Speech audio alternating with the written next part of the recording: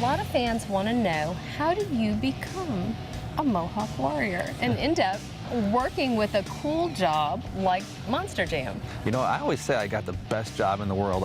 As a little boy, you sit in a sandbox and play with trucks, and I'm just a big boy playing in a big sandbox now. I've been doing this for about 10 years, and about 10 years ago I was still racing motocross at the time and was kind of getting towards the end of my career and wasn't at the point where I was going to be able to make a living doing that. I was just in the right place at the right time. The promoters that do Supercross also do Monster Jam, and said they were looking for a different type of demographic driver to get in the truck. I went and test drove in Minneapolis in the Metrodome at the time, and a couple weeks later I got the call and said I was hired. I was jumping on a plane to fly to Dallas, Texas for my first show, and it's been a storybook career ever since. I won Rookie of the Year that year and just kind of been having a good time with it.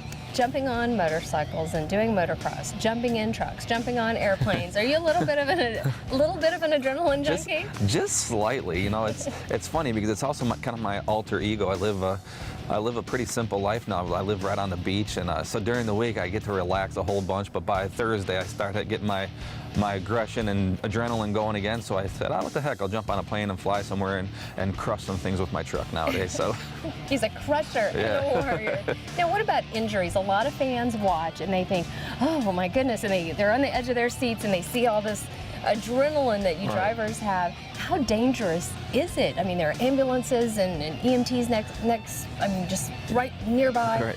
I mean, how dangerous is it really? You know what, man, knock on wood, Monster Jam has great rules and regulations for these trucks, and they're race purpose built vehicles. We have race harnesses. Each seat is custom built for each driver.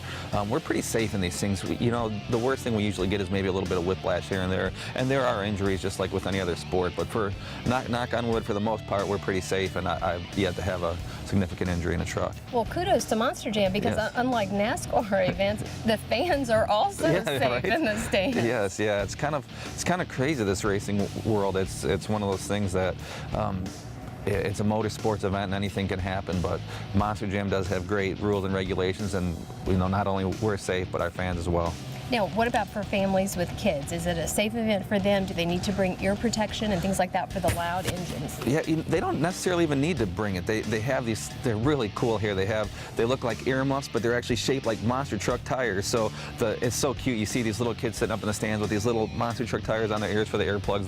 The trucks are loud, and if you have them, you know, people do bring their own too, but it's kind of something cool for everybody here to get different types of souvenirs. But that's one of my favorite ones. You see these cute little kids with these earmuffs on their ears and just grinning from earmuff to earmuff type thing, and it's really cool. And then after our shows, we always sign autographs, and a lot of times we'll autograph those for the kids, and it's a great keepsake for them as well.